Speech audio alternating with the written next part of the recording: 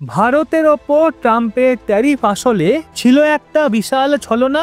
America চুপিসারে ভারতের হাতে তুলে দিয়েছে তার সুপার পাওয়ার হয়ে ওঠার আসল চাবিকাঠি। যে গোপন প্রযুক্তি আমেরিকা 70 বছর ধরে বিশ্বের থেকে লুকিয়ে রেখেছিল, সেই প্রযুক্তি আজকে তারা ভারতের ঝুলিতে ঢেলে দিতে বাধ্য হয়েছে। ড্রাগনের অহংকার চূর্ণ করবে ভারত আমেরিকার নতুন চক্রব্যূহ। এআই আর ড্রোনের যৌথ মহাশক্তিতে কেঁপে উঠবে চীন। ভারত মহাসাগর থেকে প্রশান্ত মহাসাগর পর্যন্ত তৈরি হয়েছে সর্বকালের বৃহত্তম কৌশলগত বুনন। ভারতের মেক ইন ইন্ডিয়া মিশনকে এবার যোগান দিচ্ছে আমেরিকার মহাশক্তি। ট্রেড ওয়ারের হুমকির আড়ালে রচিত হয়েছে ইতিহাসের সবচেয়ে বড় গোপন খেলা। ভারত এখন বিশ্বের দ্বিতীয় আমেরিকা হয়ে উঠতে চলেছে। যখন পুরো বিশ্বের চোখ ছিল ভারত আমেরিকার মধ্যে চলা ট্রেড ওয়ারের ওপর, পরস্পরের ওপর আরোপিত ট্যারিফ এবং রাশিয়া থেকে তেল কেনা নিয়ে তৈরি উত্তেজনার দিকে, তখন পদ্মার পেছনে চলছিল এমন একটা খেলা যার গন্ধ পায়নি চীন বা পাকিস্তান। এটা কোনো সাধারণ চুক্তি নয়, এটা সেই মহা সমঝোতা জ্যাকাতের মধ্যেই ভারতের হাতে তুলে দিয়েছে পৃথিবীর সবচেয়ে শক্তিশালী খেলোয়াড় হয়ে ওঠার চাবি। 31শে অক্টোবর 2025 এই তারিখ ইতিহাসে লেখা হয়ে গেছে সেই দিন হিসাবে যেদিন আমেরিকা তার 70 বছরের গর্ব ভেঙে দিয়ে ভারতের হাতে তুলে দিল সেই ব্রহ্মাস্ত্র যার জন্য তৃষ্ণার্ত ছিল দুনিয়া। এটা সেই গোপন প্রযুক্তি যা আমেরিকা কখনো কাউকে দেয়নি। এটা সেই শক্তি যা যুদ্ধের মানচিত্রই বদলাতে পারে। কৃত্রিম বুদ্ধিমত্তা সম্পন্ন বা আর্টিফিশিয়াল ইন্টেলিজেন্স সম্পন্ন কিলার ড্রোন, আকাশে ঘুরে বেড়ানো অদৃশ্য শিকারী, আর এমন সব রোবোটিক অস্ত্র যেগুলোর কল্পনাও শত্রুরা করতে পারে না। হ্যাঁ, ভারত এবং আমেরিকা স্বাক্ষর করেছে 10 বছরের একটা মহা প্রতিরক্ষা চুক্তিতে। বরং চীন এবং পাকিস্তানের কফিনে শেষ পেরেকটা ঠুকে দেওয়ার ঘোষণা। যেখানে বিশ্ব এটাকে আর একটা সাধারণ আসিয়ান বৈঠক ভেবেছিল, সেটাই আসলে পরিণত হয়েছে ভারতকে একটা অজেয় শক্তিতে রূপান্তরিত করার মঞ্চে। কিন্তু প্রশ্ন হলো, আমেরিকা হঠাৎ এমন দয়ার দান কেন করলো? এটা কি ভারতের ক্রমবর্ধমান প্রভাবের ভয়, নাকি চীনকে নিয়ন্ত্রণে রাখার বাধ্যবাধকতা? ট্রেড ওয়ারের নাটক কি আসলে ছিল বিশ্বের চোখে ধুলে দেওয়ার পরিকল্পনা? আর এই চুক্তির পর ভারতের শক্তি কতটা বৃদ্ধি পাবে? এই সব প্রশ্নের উত্তর আমরা এখন থেকে একে একে বিশ্লেষণ করব। 2035-এর মধ্যে অজেয় হবে ভারত। 10 বছরের এই মহাচুক্তি নতুন ইতিহাস লিখবে। বিশ্বে জন্ম হবে নতুন এক সামরিক শক্তি। চলুন দেখি এই ডিফেন্স ফ্রেমওয়ার্ক এগ্রিমেন্ট আসলে কি এবং কেন এটাকে ভারতের সর্বকালের সবচেয়ে বড় কূটনৈতিক বিজয় বলা হচ্ছে। তো সহজ ভাষায় বললে, এটা কোনো সাধারণ কাগজের চুক্তি নয়, বরং আমেরিকার দেওয়া একটা ব্ল্যাঙ্ক চেক যাতে নাম লেখা ভারতের। এই চুক্তি বলছে আগামী 10 বছর অর্থাৎ 2035 পর্যন্ত ভারতে আমেরিকা শুধু বন্ধু নয়, বরং পার্টনার্স ইন ক্রাইম হবে এবং এই অপরাধ হবে শত্রুদের ঘুম উড়িয়ে দেওয়ার। এই চুক্তির 4টে বিষাক্ত ধারা যা হজম করতে পারছে না চীন এবং পাকিস্তান। এক, টেকনোলজি শেয়ারিং। বহু বছর ধরে আমেরিকা ভারতের কাছে তার সর্বাধুনিক সামরিক প্রযুক্তিতে কুণ্ঠিত ছিল। তারা আমাদের হাতিয়ার বিক্রি করত, কিন্তু সেই হাতিয়ার তৈরি করার ফর্মুলা গোপন রাখত। কিন্তু এখন এই নতুন চুক্তির অধীনে আমেরিকা বাধ্য হয়েছে তার গোপন রেসিপি ভারতকে শেয়ার করতে, ভারতের হাতে তুলে দিতে। এবং সেটা কোনো সাধারণ প্রযুক্তি নয়, বরং এআই এবং অ্যাডভান্স ড্রোন টেকনোলজি।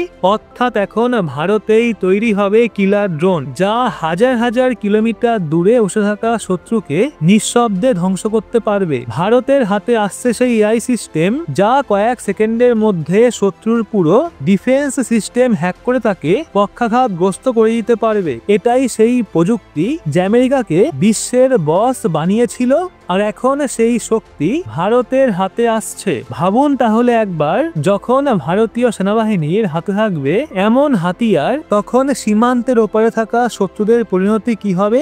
2, যৌথ উৎপাদন এবং 3, সামরিক সহযোগিতা।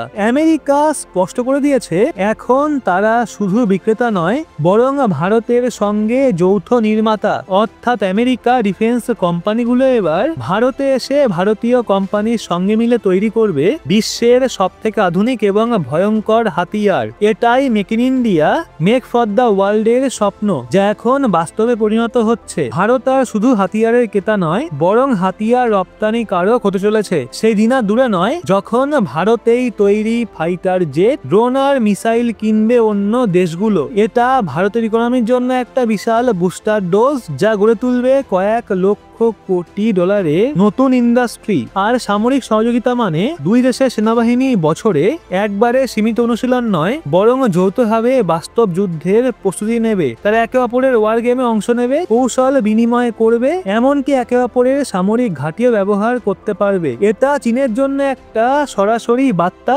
ভারত প্রশান্ত অঞ্চলে এখন একটাই দাদা আছে, আর সে হলো ভারত। আমেরিকা ভালো করেই জানে ড্রাগনকে বসে আনতে পারবে কেবল ভারতের হাতি, তাই তারা ভারতের হাতে তুলে দিচ্ছে প্রতিটা শক্তি, যা চীনের আগ্রাসন ঠেকাতে প্রয়োজন। চতুর্থ, গোয়েন্দা তথ্য বিনিময় বা ইন্টেলিজেন্স শেয়ারিং। এটাই এই চুক্তির সবচেয়ে অদৃশ্য কিন্তু সবচেয়ে মারাত্মক অস্ত্র।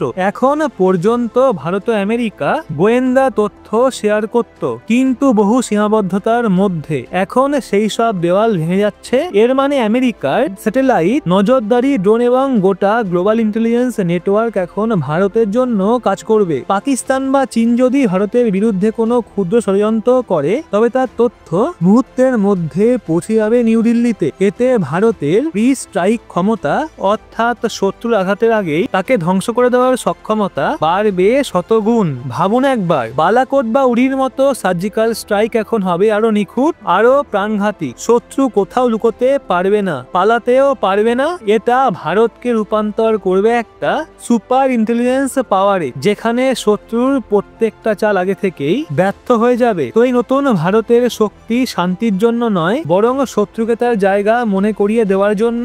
ট্যারিফের নাটকার আমেরিকার চক্রব্যূহ। প্রশ্ন হলো যে আমেরিকা গতকাল পর্যন্ত ভারতের ওপর রাশিয়ান তেল কেনার জন্য 50% বাড়তি ট্যারিফ বসাচ্ছিল, ট্রেড ডিল নিয়ে হুমকি দিচ্ছিল, সেই আমেরিকা হঠাৎ এত উদার হয়ে গেল কেন?